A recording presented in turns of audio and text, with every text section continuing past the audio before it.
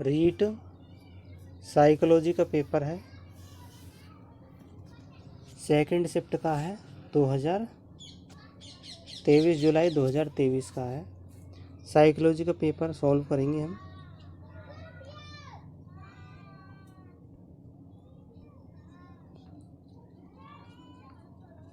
बाल विकास एवं शिक्षा शास्त्र। पहला क्वेश्चन, शिक्षा मनोविज्ञान में किस स्तर के मापन का न्यूनतम प्रयोग किया जाता है? ऑप्शन बी, नामिक मापनी। NCF 2005 का मुख्य दर्शन क्या है? बिना बोझ की सीखना। Option B.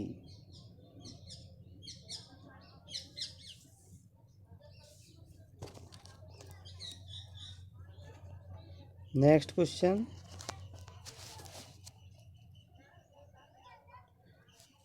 तीसरे का है, ऑप्शन डी।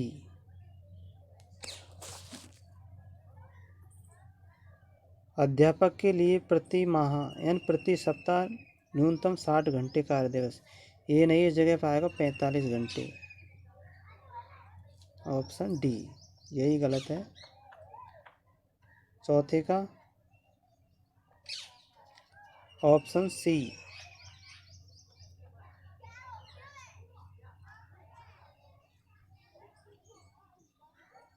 पांचवे का है,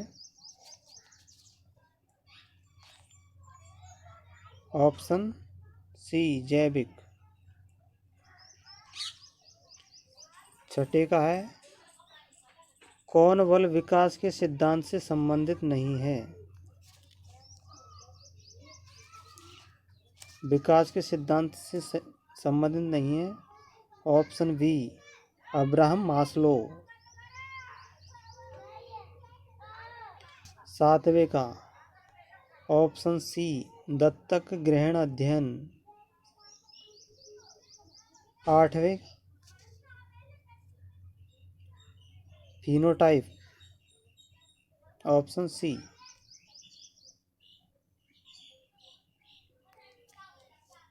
नौवे का है,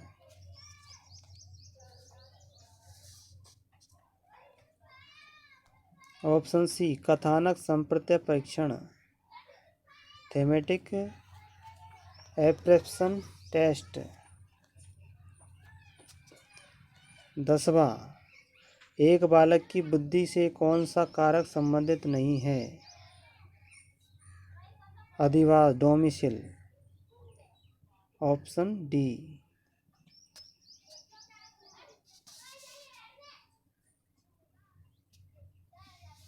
11,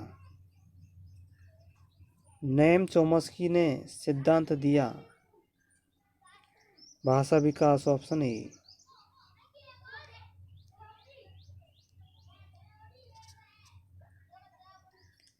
स्वभाव में व्यक्तिगत भिन्नताएं आधारभूत रूप से होती है।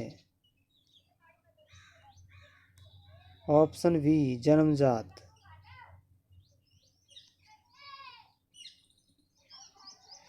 किसने व्यक्तित्व के किसी भी सिद्धांत को प्रतिपादित नहीं किया है? Option A, BF Skinner.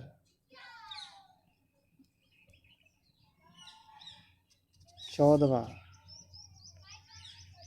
मानसिक विमंदित पद को किस पद के साथ प्रतिस्थापित किया गया है? ऑप्शन ए, बौद्धिक योग्यता। व्यक्तित्व की सैद्धांतिक अवधारणा के लिए निम्न में से कौन सा सत्य नहीं है?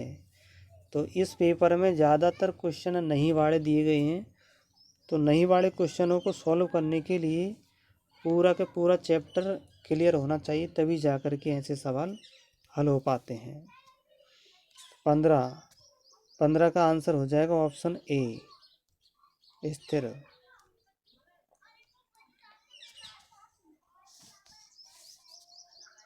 16,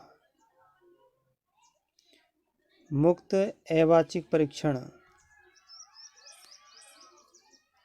स्टैंडर्ड प्रोग्रेसिव मैट्रिसेस, डी। बहुआयामी बुद्धिमत्ताओं के गॉर्डन सिद्धांत में कौन सी बुद्धिमत्ता सम्मिलित नहीं है? संवेग, ऑप्शन सी। रचनात्मक चिंतन के कौन से प्रकार से संबंधित है? तो इसका आएगा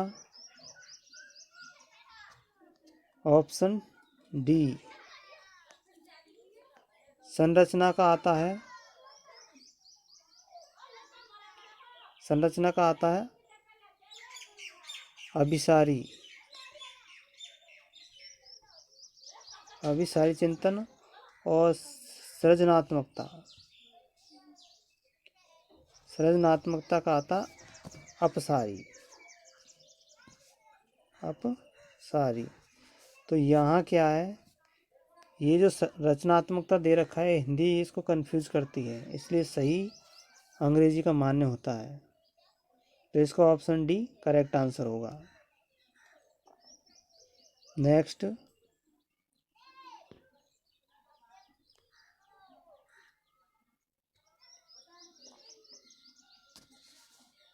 विशेष आवश्यकताओं वाले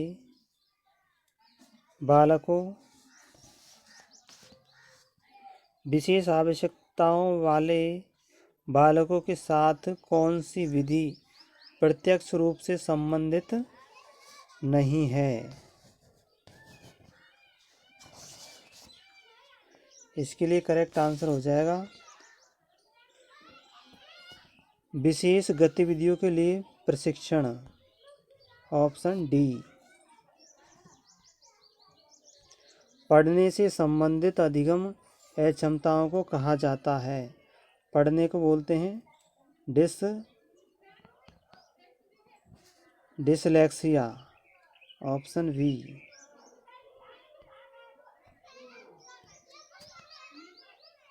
21वें का आंसर हो जाएगा ऑप्शन सी। 22वें का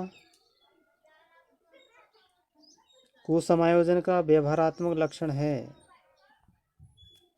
आक्रामकता, ए।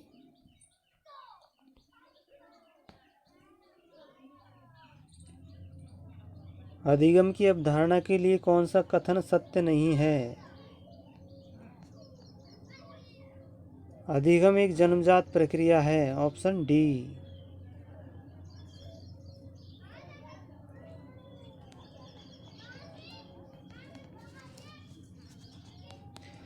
पावलोव द्वारा प्रतिपादित शास्त्रीय अनुबंधन सिद्धांत अधिगम को निम्न के द्वारा समझाता है: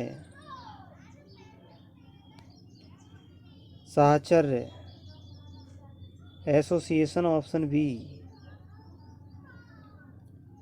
निम्न में से कौन सी बालकों के लिए अधिगम की प्रक्रिया नहीं है? परिपक्वता, ऑप्शन सी।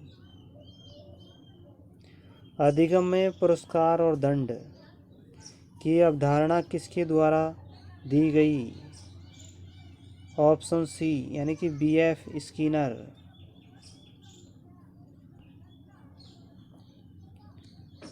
कक्षा अधिगम में अभिप्रेरण की भूमिका किस प्रक्रिया से प्रत्यक्ष रूप से संबंधित नहीं है?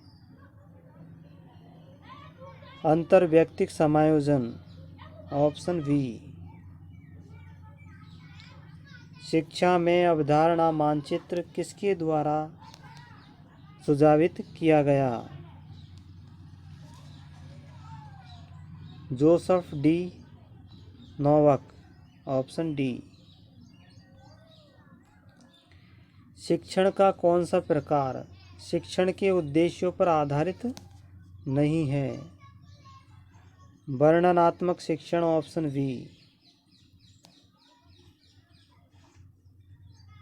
साथियों, ये अंतिम क्वेश्चन है।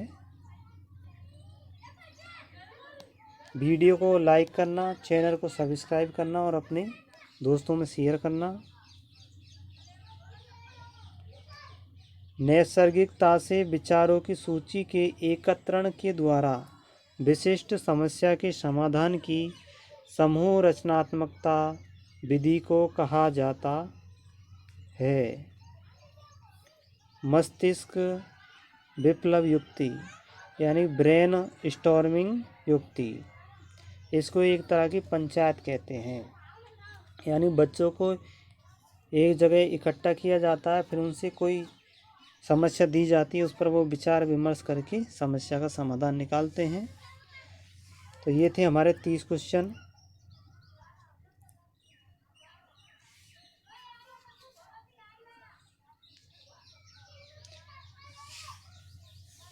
और इससे संबंधित वीडियो डिस्क्रिप्शन में मिल जाएंगे, वहाँ जाके आप देख लेना।